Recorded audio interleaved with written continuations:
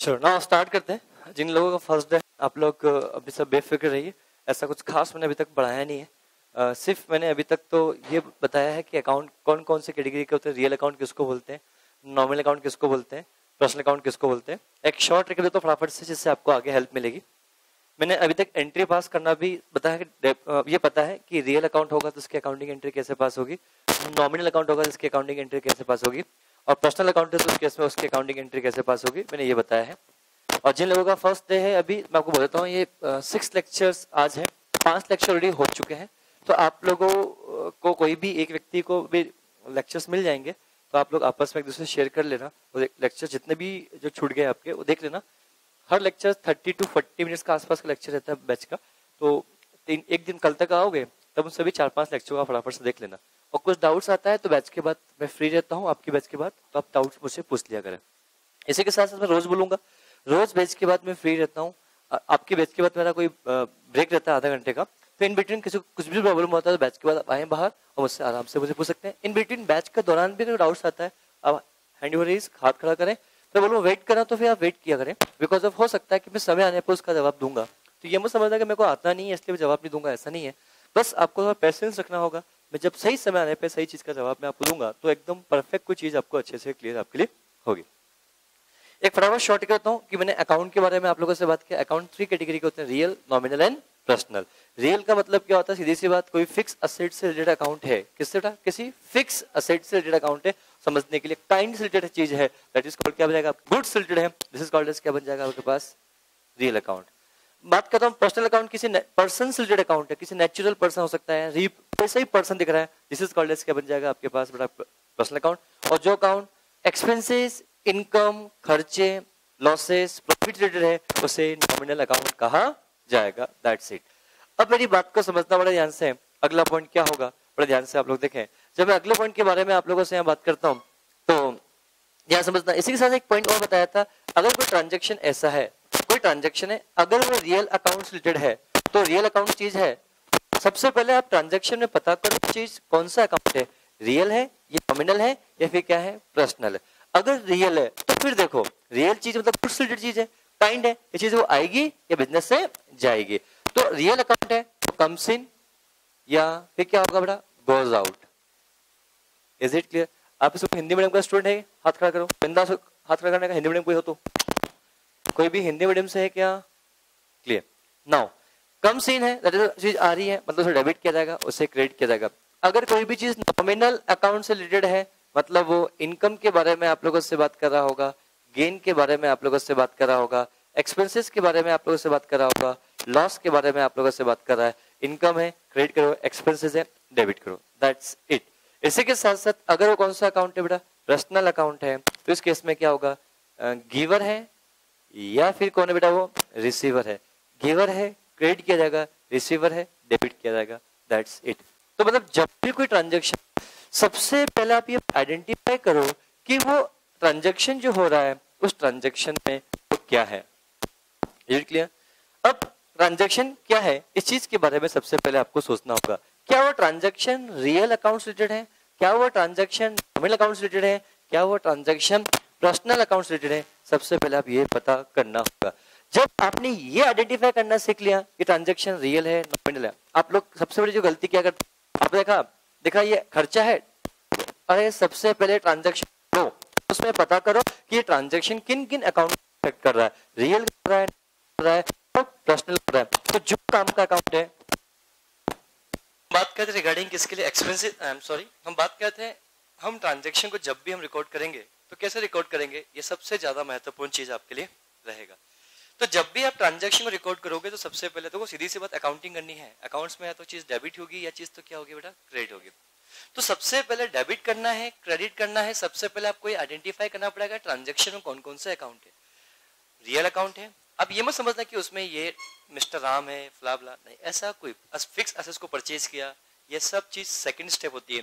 First step आपकी क्या होगी, सबसे पहले आप आइडेंटिफाई करो कि क्या कोई जो ट्रांजेक्शन हो रहा है वो ट्रांजेक्शन रियल अकाउंट है, नॉमिनल अकाउंट है या फिर क्या आपके लिए बेटा पर्सनल अकाउंट है। ये पता किया, फिर ये पता करो अगर ये रियल अकाउंट है तो रियल अकाउंट के हिसाब से इसे डेबिट किया जाएगा या इसे क्रेडिट किया जाएगा। अगर ये पर्सनल अकाउंट है तो इसे डेबिट किया जाएगा या इसे क्रेडिट किया जाएगा। अगर ये नॉमिनल अकाउंट है इसे डेबिट किया जाएगा, क्रेडिट किया जाएगा। इस चीज के बारे में अपन को यहाँ पर समझना है। Is it clear? नाउ ये हम पता करेंगे इस हिसाब से अकाउंटिंग। मैं आपको एक बात बोलता हूँ, मैं आपको अकाउंटिंग करने के 4 तरीके बताऊंगा। किन तरीके?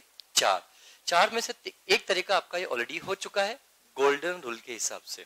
इसके अलावा 3 तरीके और हैं जिनके बिहाफ पे भी अकाउंटिंग एंट्रीज पास की जाती है।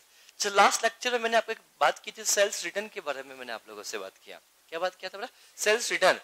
क्या सेल्स रिटर्न क्या है? ना इनकम है, ना एक्सपेंसेस है, ना लॉस है, ना कि आपके पास प्रॉफिट है, कुछ भी नहीं है। ना वो तो आपका पर्सनल अकाउंट है, ना वो रियल अकाउंट है, फिर भी उसको अकाउंटिंग एंट्री पास करते हैं। क्यों करते हैं? मैंने बताया था रिवर्सल करना। लेट्स सी, हमने डिस्कशन कर लिया। आज हम एक कंसेप्ट पढ़ने जा रहे हैं। जो एक बेसिक लेक्चर था जिसके भी आप डेबिट क्रेडिट करना सीखोगे, पर आज के लेक्चर में इतनी आवश्यकता नहीं लगेगी डेबिट क्रेडिट की स्टिल, बट आपको अपने थोड़ा बेसिक ओवरव्यू दे दिया है। और आप लोग लेक्चर्स ले लेना अभी बैच के जस्ट बाद। लेक्चर्स कहाँ मिलेंगे, कैसे मिलेंगे, मैं भी बता दूंगा अभी आपको। तो बैच के जस्ट बाद आप ऐसा चलना, लेक्चर जहाँ मिलेंगे वहां से आप लेक्चर ले लेना और घर जाके एक बार इसको पढ़ लेना अच्छे से। लेट्स सी नाउ, आज जो हम कंसेप्ट पढ़ने जा रहे हैं पेमेंट के रिस्पेक्ट में हम बात करेंगे। किसके रिस्पेक्ट में बात करेंगे? पेमेंट। क्या आप पेमेंट करते हो? तो पेमेंट किन चीजों के लिए किया जाता है? That's the very important point. Payment करने से क्या क्या हो सकता है? क्या पेमेंट करना असेट्स है या पेमेंट करना एक्सपेंसेस है? That's the very important points. मुझे यही बात डिस्कशन आपके साथ करनी है।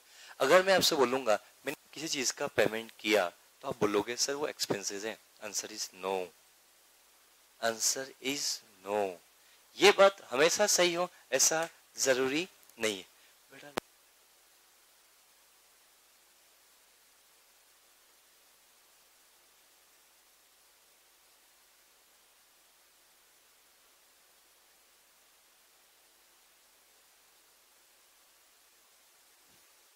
नाउ बड़ा ध्यान से आप लोग समझना, हम बात करें रिगार्डिंग किसके? पेमेंट करना। तो पेमेंट हमने किया तो पेमेंट करने की वजह से, तो पीछे सर्कुलेट कर दो इनको।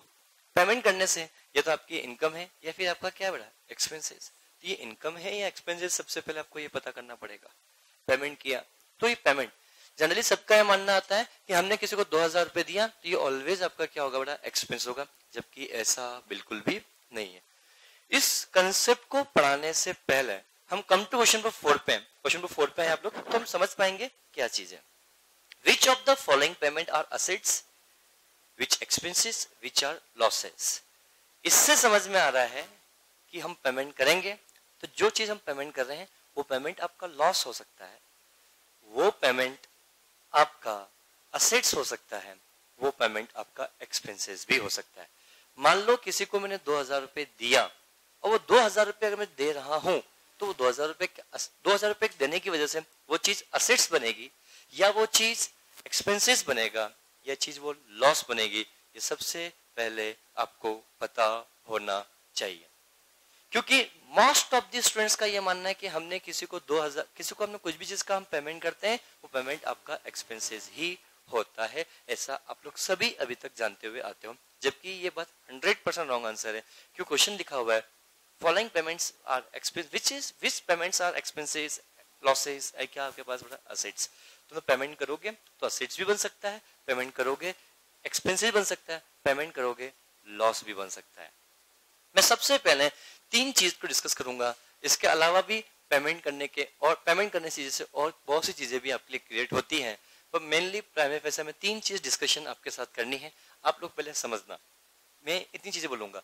अगर आपने कोई भी पेमेंट किया, ध्यान समझना, अगर आपने कोई, मेरी बात को बहुत ध्यान समझना, मैं बोल रहा हूं पेमेंट करोगे तो वो चीज असेट्स बन सकती है, बट कब? The very important point. क्या आप फिक्स असेट्स को परचेज करने के लिए पेमेंट नहीं करते हो क्या? तो क्या वो भी तो पेमेंट है? से एग्जांपल मैंने बोला मैंने एक बिल्डिंग परचेज की 50 लाख रुपए की, क्या 50 लाख का पेमेंट किया? This is the expenditure, this not expenditure, this is called as assets. Are you getting my points? Let's example. तो सर ये पेमेंट असेट्स कैसे बना? That's very important. आपने रटा हुआ है कि land, building, plant, machinery, furniture, fixture, this all are the assets, this not all, this all are the example of the assets, this not the meaning of the assets. अगर मैं आपसे पूछूं what is the meaning of the assets, तो आपके पास जवाब क्या होगा? Sir land, building, plant, machinery, furniture, pictures, these all are the example of the assets. This is not are the meaning of the क्या होता है assets. तो assets का मतलब क्या होता है, ध्यान समझना. अगर किसी चीज के लिए हमने पैसा दिया और उसको देने की वजह से कोई प्रॉपर्टी क्रिएट होती है, such payment is called as assets.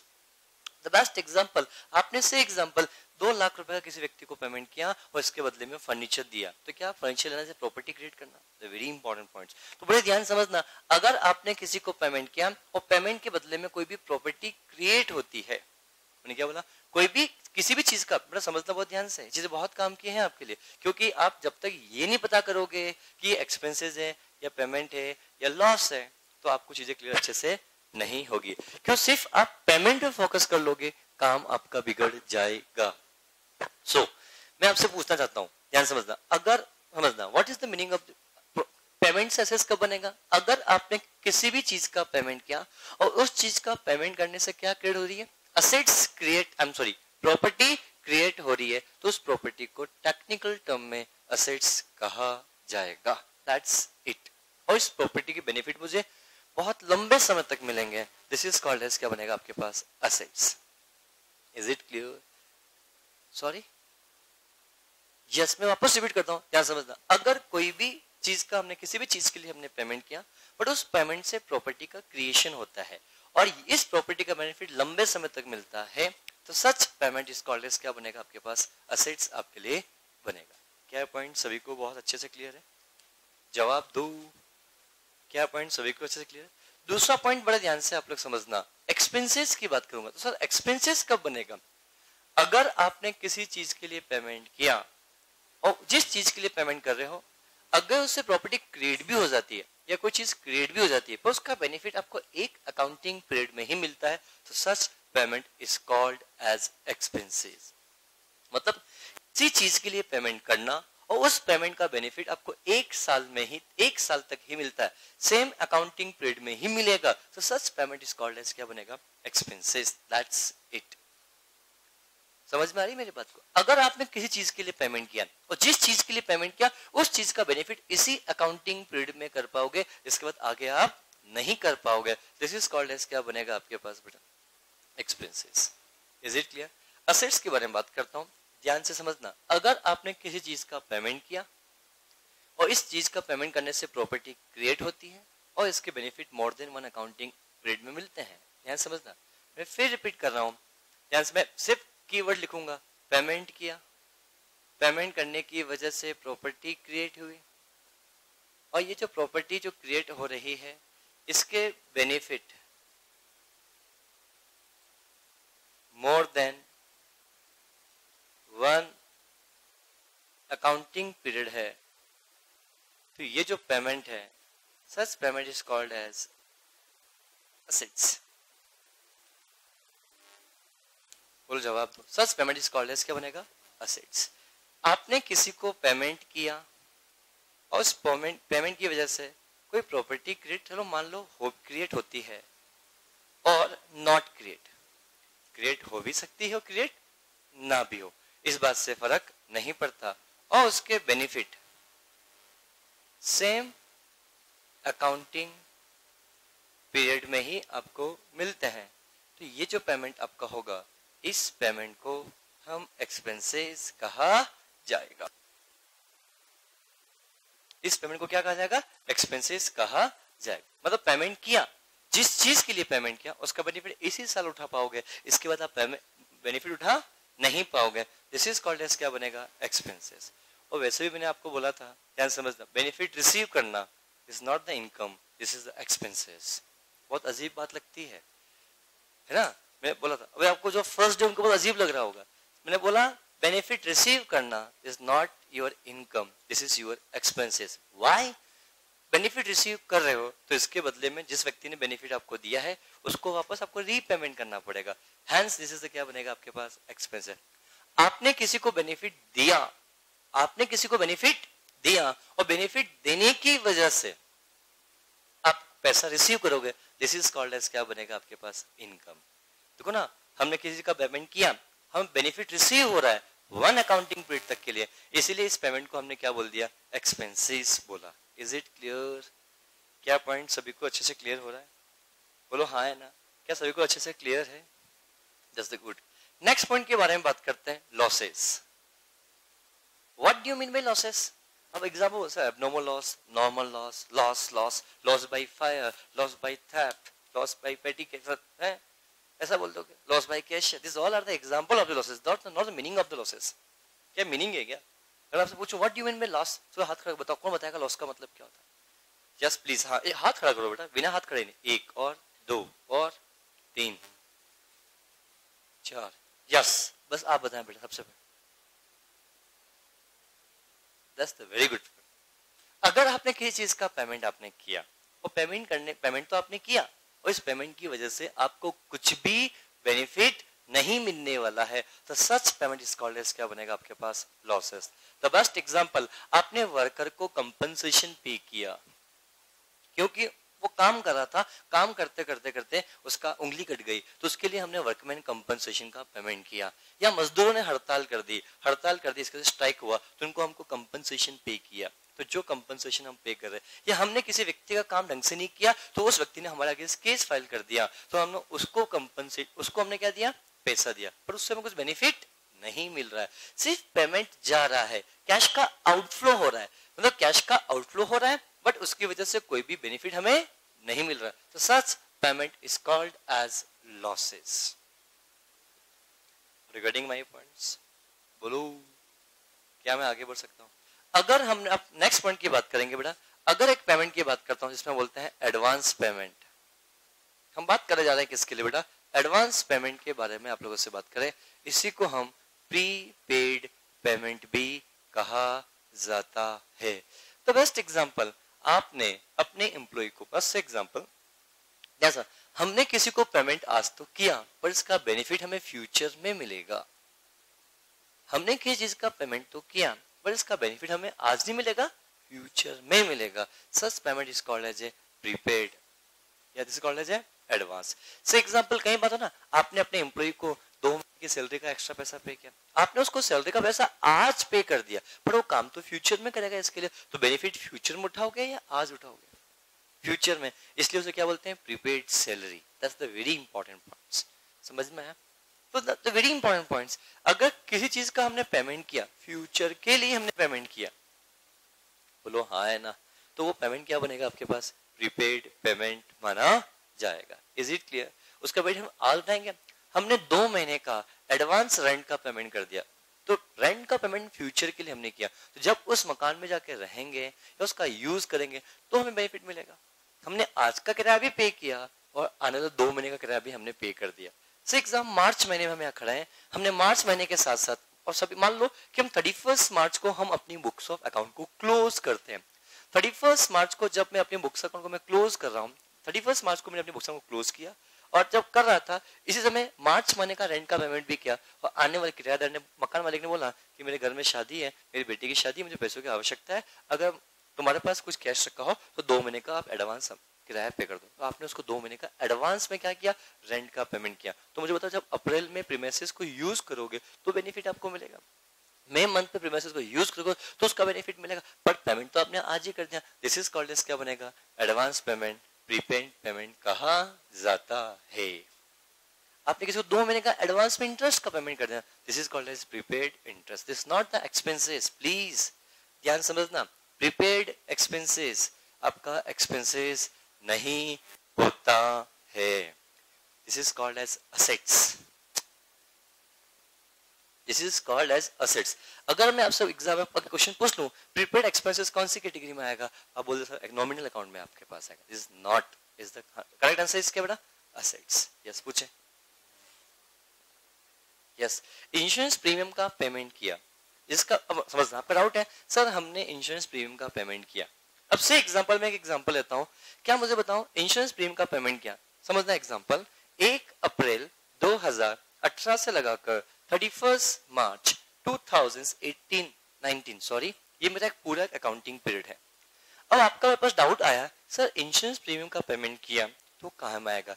सबसे पहले जनरली बोलता हूँ, जनरली जो इंश्योरेंस की हम बात करते हैं बेटा, इंश्योरेंस जनरली 1 साल का होता है। कितने साल का होता है?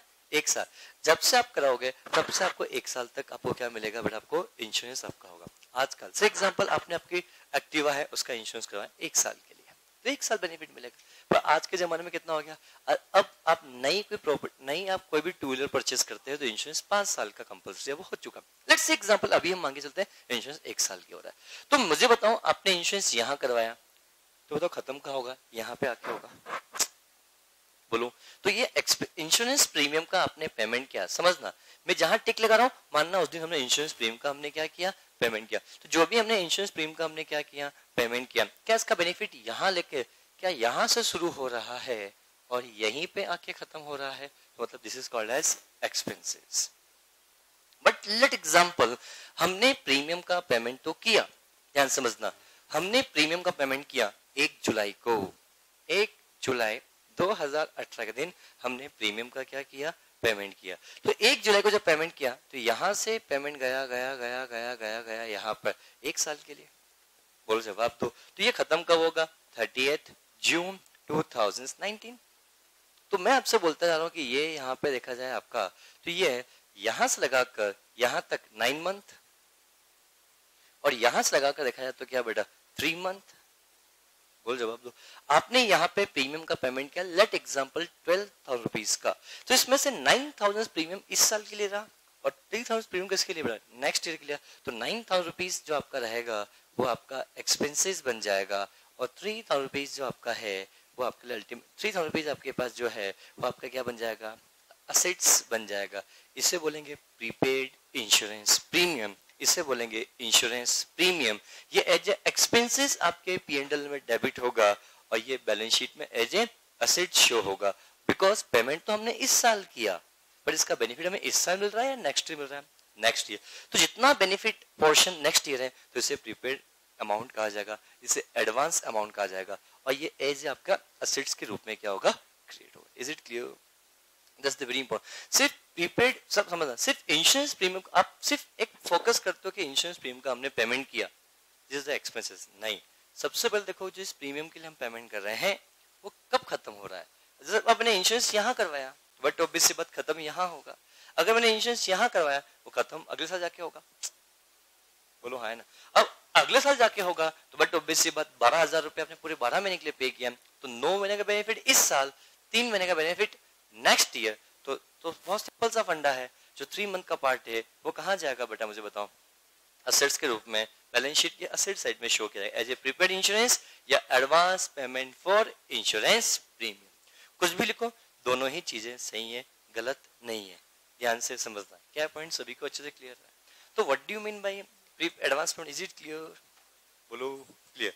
अब ये हो गया, अगर नया पॉइंट समझना यस किसी को कुछ डाउट पूछना है यहाँ तक, क्या आप लोगों को जिनका फर्स्ट डे है या जो क्या सब कुछ समझ में अच्छे से आ रहा है, फंडामेंटल कंसेप्ट क्लियर। अब आपको बहुत लोगों को बोरियत लग रही होगी, सर इतना स्लो क्यों पढ़ा रहे हो, बिकॉज ऑफ ये चैप्टर बेसिक कंसेप्ट बहुत ज्यादा अच्छे से क्लियर आपको होंगे। तो मैं कह रहा हूँ अकाउंट्स में आजीवन कभी भी समस्या आपको नहीं आएगी और आपका कंसेप्ट हमेशा और अकाउंट्स में इंटरेस्ट हमेशा बना हुआ रहेगा। अगले पॉइंट के बारे में बात करता हूँ, ध्यान से समझना, डेफर्ड रेवेन्यू एक्सपेंडिचर। मुझे इसके बारे में कौन बताएगा, मुझे बहुत अच्छा लगेगा। डेफर्ड रेवेन्यू 1 2 ने आपका नंबर अब क्या बाद में पूछूंगा, फिर भी हाथ थोड़ा करना, हो सकता है कि कोई ना जवाब दे फिर आपसे पूछूंगा। और 1 2 3 आपसे एक बार पूछा नहीं अभी तक ना मैंने, इसलिए आप बताएं। एग्जाम्पल नहीं चाहिए बेटा मेरे को, हमें मैं बोल दूंगा एडवर्टीजमेंट्स से एग्जाम्पल, या बोल दूंगा अंडरराइटिंग कमीशंस,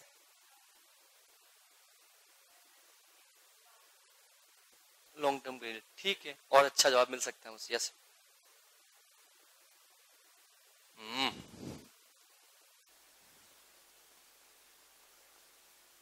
फ्यूचर में राइट ऑफ करना है, तो डेफर्ड रेवेन्यू एक्सपेंडिचर ट्रीटमेंट है जिसको फ्यूचर में राइट ऑफ किया जाता है। बट डेफर्ड रेवेन्यू एक्सपेंडिचर क्या होता है, दैट्स द इंपॉर्टेंट क्वेश्चंस। आपने बोला कि डेफर्ड रेवेन्यू एक्सपेंडिचर को हम फ्यूचर में राइट ऑफ करते हैं, तो डेफर्ड रेवेन्यू एक्सपेंडिचर होता क्या है, सबसे पहले ये बताएं। यस, एक असेट्स है, और अच्छा थोड़ा सा बोलो तो मैं हाँ बोलूंगा बेटा पूरी चीज। जैसे आपने उसका परफेक्ट जवाब दिया तो मैंने एक्सेप्ट किया एक बार बिना कुछ बोले। यस ना यार बेटा, ना ना, यस प्लीज ना। हाँ चलो बोलो फिर भी, स्टार्टिंग अच्छी होनी चाहिए हमेशा। यस प्लीज बोलो, फिर भी कोशिश करो, आपने कोशिश की, अच्छी बात, बोलो। आगे पे करना पड़ेगा। लेट एग्जांपल मैं आपकी बात को प्रूव करता हूँ।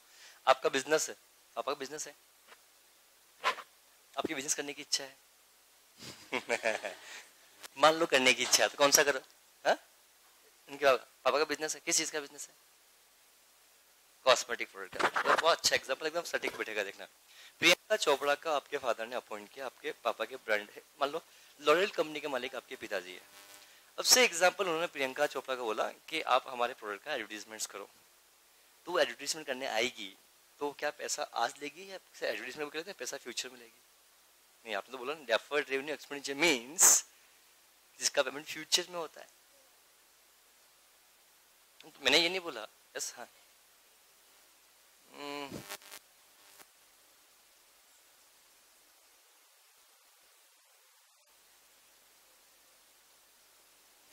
समझना समझना, मैंने कोई भी ऐसा एक्सपेंसेस किया, इसका थोड़ा सा मैं चेंज करूंगा, यहाँ समझना, वो चीज यहाँ पे आके बोलूंगा। इसमें मैंने किसी भी चीज के लिए पेमेंट किया और उसके पेमेंट करने की वजह से मुझे कोई प्रॉपर्टी क्रिएट नहीं होती है, बट उस पेमेंट के बेनिफिट मुझे आने वाले लंबे समय तक मिलते हैं। सच रब से 2 साल 3 साल 4 साल 5 साल तक मिलते हैं। Such payment is called as deferred revenue expenditure. The very important points, क्योंकि बेनिफिट तो यहाँ पे भी मोर देन वन अकाउंटिंग मिलते हैं, लंबे समय यहाँ पे भी मिलते हैं, बट अगर यहाँ पे भी अगर मैं डिफरेंशिएट ना करूँ तो असेट्स बन जाएगा। इसलिए पॉइंट को बहुत अच्छे से समझने का, सिर्फ एग्जांपल नहीं, सब आपको बोला होगा advertisements is the example of the deferred revenue expenditure. इन खर्चों को आने वाले 3-4 सालों में 4 साल 5 साल राइट ऑफ किया जाता है। That's it, that's not the important points. Concept is that कि अगर आपने किसी को पेमेंट किया, मैं फिर रिपीट कर रहा हूं, अगर आपने किसी को पेमेंट किया, उस पेमेंट की वजह से आपके पास कोई भी प्रॉपर्टी क्रिएट नहीं होती है और उसके बेनिफिट 3-4 साल लंबे समय तक मिलते हैं। Such payment is called as deferred revenue expenditure. अगर मैं यहाँ पे भी बोल दूं, अगर ये वर्ड यहाँ पे मैं नहीं बोलता तो ये भी डेफर्ड रेवेन्यू एक्सपेंडिचर है। मैंने कोई पेमेंट किया, पेमेंट करने की वजह से प्रॉपर्टी क्रिएट हो रही है, उसके benefit more than one accounting periods हैं, तो such payment is called as क्या बनेगा? असेट्स। बट अगर मैंने कोई पेमेंट किया, उसकी वजह से कोई प्रॉपर्टी क्रिएट नहीं हो रही है और इसके benefit more than one accounting years हैं, 2 साल 3 साल 4 साल 5 साल तक, तो such payment is called as क्या बनेगा आपके पास? Deferred revenue expenditure. For example, उनके फादर ने लॉरियल कंपनी के मालिक हैं और वो एडवर्टीजमेंट्स करना चाह रहे हैं। एडवर्टीजमेंट में प्रियंका चोपड़ा को अपॉइंट किया, 3 साल के लिए बोला कि भाई आपका एडवर्टीजमेंट्स, हमारा एग्रीमेंट हो गया, इनका एड चलेगा 3 साल तक। तो क्या 3 साल तक क्या वो प्रियंका चोपड़ा क्या पापा के बिजनेस में आके बैठेगी इनके, क्या कि बैलेंस शीट बैठी रहेगी क्या? ऐसे में बैठूंगी, हिलूंगी नहीं मैं, क्या ऐसा होगा क्या? Answer is no. क्या प्रॉपर्टी क्रिएट थोड़ी हो जो इसकी वजह से, बट उस ब्रांडिंग करने की वजह से क्या benefit more than one accounting मिलेंगे। कैसे एग्जांपल, किसी प्रोडक्ट का हम देखा आपने कई बार, आप लोग खुद भी देखते होंगे कि कोई ब्रांड मतलब कोई हीरो एडवर्टीजमेंट्स करता है, उससे आप इन्फ्लुएंस होकर अल्टीमेटली क्या चीजें आप खरीदते हो। हेंस से एग्जांपल, खर्चा उसको क्या एडवर्टीजमेंट्स करेगी, क्या फ्री में करेगी क्या? नहीं, उसको आपने पैसा पे किया, खर्च पेमेंट है, यस, बट पेमेंट करने की वजह से हमारे बिजनेस में कोई भी प्रॉपर्टी क्रिएट नहीं हुई। थर्ड, इसके एडवर्टीजमेंट्स के बेनिफिट क्या सिर्फ 1 दिन 2 दिन 5 दिन ऐसा होता है या लंबे समय तक मिलते हैं? लंबे समय तक मिलते हैं। सच पेमेंट इज कॉल्ड क्या बनेगा? Deferred revenue expenditures. पेमेंट भी आज ही, और वन मोर थिंग, जरूरी नहीं पेमेंट पूरा पूरा आज ही जाए, हो सकता है कि इनके बीच में और प्रियंका, इनके पापा के बीच में और प्रियंका चोपड़ा के बीच में कुछ कॉन्ट्रैक्ट हुआ कि हम पेमेंट आपको 3 इंस्टॉलमेंट में करेंगे, हर साल आपको पेमेंट करेंगे। It may be possible, are you getting? तो सीधा फंडा बोलूंगा, कोई भी एक्सपेंसेस हो रहा है, इसका कोई भी चीज का हमने पेमेंट किया और इसकी वजह से प्रॉपर्टी क्रिएट नहीं होती है, पर benefit more than one accounting period में मिलते हैं, तो such payment is called as क्या बनेगा आपके पास? बेटा मुझे बताओ, डेफर्ड रेवेन्यू एक्सपेंडिचर। क्या ये पॉइंट सभी को अच्छे समझ में आ रहा है? बोलो क्लियर। नेक्स्ट चीज के बारे में बात करता हूं, loan. That's the important point. This all are the payments के एग्जांपल्स हैं, ध्यान समझना। अब मैं आपसे पूछूंगा लोन को डिस्क्राइब करो, बताओ, सामने किसी को लोन दिया तो वो लोन, मैं तो पेमेंट कर रहा हूं, इसलिए हाथ खड़ा करने का है, बोरो करना इज एग्जांपल, बोरो को ही तो अल्टीमेट लोन कहते हैं। एक और दो बस, बाकी इधर से हाथ खड़े ही नहीं हो रहे आप में से यार। सर अभी हम मौका दे रहे हैं सबको, हम तो बाद में बोलेंगे। यस प्लीज, हाँ आप बोलो।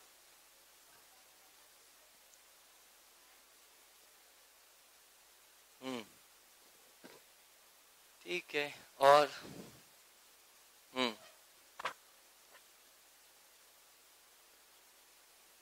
आपने बोला loan is the obligation, loan can be assets,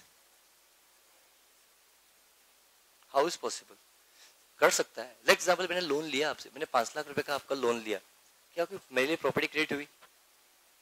क्या आपके लिए प्रॉपर्टी क्रिएट हुई? हाउ कैन यू कैसे कि प्रॉपर्टी क्रिएट हो सकती है? यस प्लीज, पर जवाब चाहिए। वन मोर थिंग मैं आपको बोलना चाहूंगा, आप हमेशा बोलने की कोशिश किया करें, बोलने से आपके दिमाग के थॉट्स और क्लियर होंगे।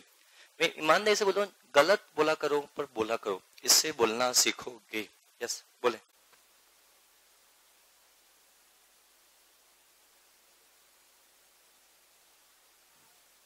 जरूरी है क्या?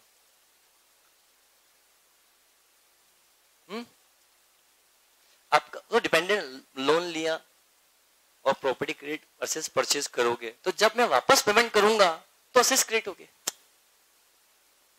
वो तुम असेस मेरे लिए या आपके लिए? जो लोन लेगा, तो लोन लेना लाइबिलिटी है या असेट्स?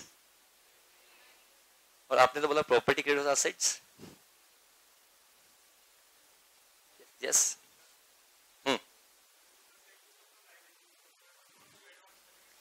लोन में भी असेट्स, लोन में भी लाइबिलिटी, ये okay, but what do you mean bye loan?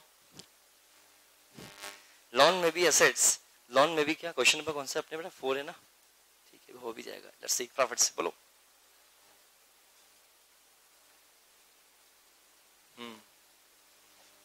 तो मैं यहाँ पे पेमेंट के रिस्पेक्ट में बात कर रहा हूँ या रिसिप्ट के रिस्पेक्ट में बात कर रहा हूँ? तो बोरो मतलब क्या हो गया? इट मे बी पॉसिबल कि आपने पहले कभी लोन लिया, उसको रीपेमेंट कर, रीपेमेंट ऑफ लोन।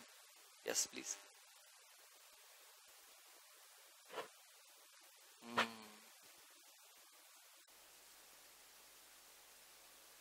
बेनिफिट तो बेनिफिट हो, एक्स्ट्रा हो या नॉर्मल, इससे फर्क नहीं पड़ती।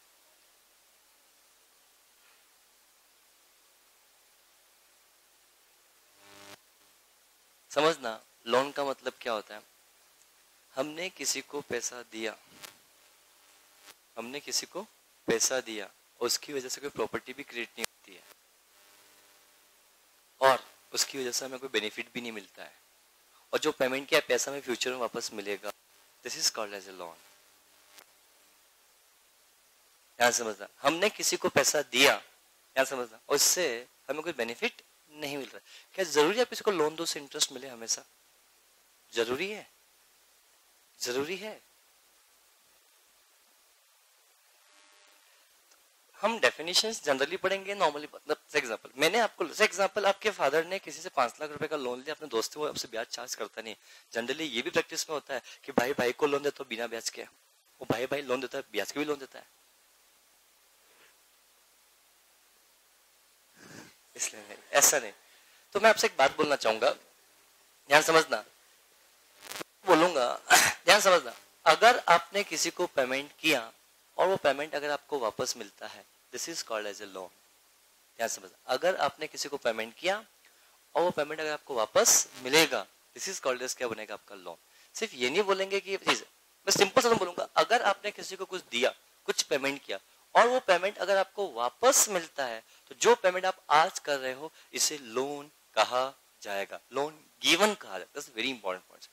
बेनिफिट मिले या ना मिले is secondary option, but the main concept is that आपने किसी को पेमेंट किया और वो पैसा अगर आपको वापस मिलता है, this is called as a loan, that's it. हाँ, जो ले रहा होगा वो रिसिप्ट हो जाएगा ना। मैं यहाँ पे पेमेंट बता रहा हूँ या रिसिप्ट बता रहा हूँ बेटा? उन्होंने बोला था ये, बस उनको स्पेसिफिक बोला था, इधर आप, मैं पेमेंट के एंगल सोच रहा हूँ अभी, जब रिसीव सोचूंगा तो उसके लिए बात करेंगे अलग से। तो नो, मेरा कंसेप्ट क्या, मैं अभी से पेमेंट्स की वजह से, this all are the payments, इसलिए मैंने बोला था अगर आपने किसी को पेमेंट किया और जो पेमेंट किया वो वापस आपको मिलेगा, this is called as a loan.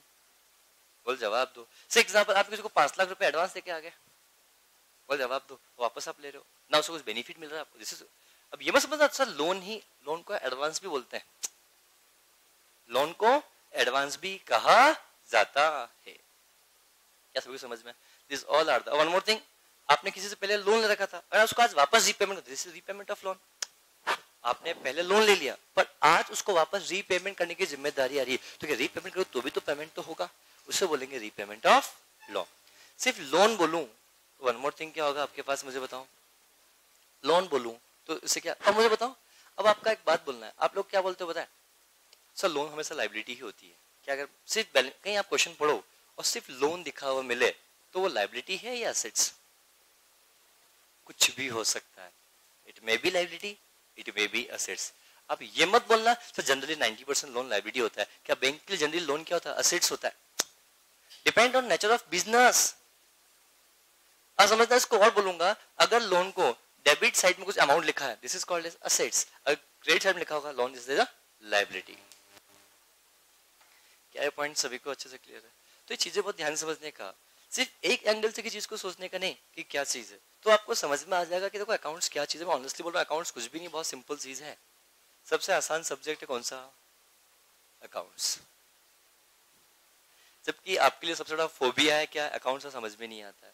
बस आप फंडामेंटल पढ़ो चीजों को। देखो कितनी चीजें, शायद आई होप सो आज के सेशन से कुछ तो कुछ आपको नया सीखने को आपको जरूर मिला ही होगा। हर सेशन में आपको कुछ ऐसा सीखने को मिलेगा, बशर्ते आपको कंसंट्रेशन के साथ सुनना होगा, पेशेंसली मुझसे पढ़ना होगा कि कुछ नया सीखने को मिलेगा। नो डाउट ये सब चीजें आप 11th 12th में पढ़ चुके हो, बट इतने फंडामेंटल आपसे अच्छे से क्लियर नहीं हुए होंगे, तभी मैं इतने हर एक चीज को बेसिक से अच्छे से आपको क्लियर करते हुए जा रहा हूँ। Now come to question number 4। Question 4 पे आए आप लोग फटाफट से बेटा।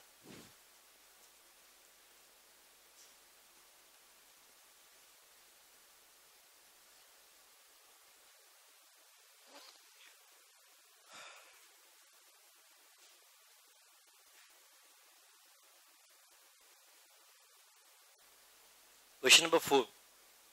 Which of the following payments are assets and which expenses and which are losses? ये 12 points है, क्या होमवर्क लोगे या अभी करोगे? ईमानदारी से करके लेके आओगे। ये 12 पॉइंट्स है, आपको आइडेंटिफाई करना है इसमें कौन सा इनकम है, कौन सा एक्सपेंसेस है, कौन सा आपके पास लॉसेस। Is it clear? कोई डेफर्ड रेवेन्यू ट्रीट करना, जो दिखे वो ट्रीट कर देना। Is it clear? आज के लिए इतना ही, थैंक यू, गुड डे।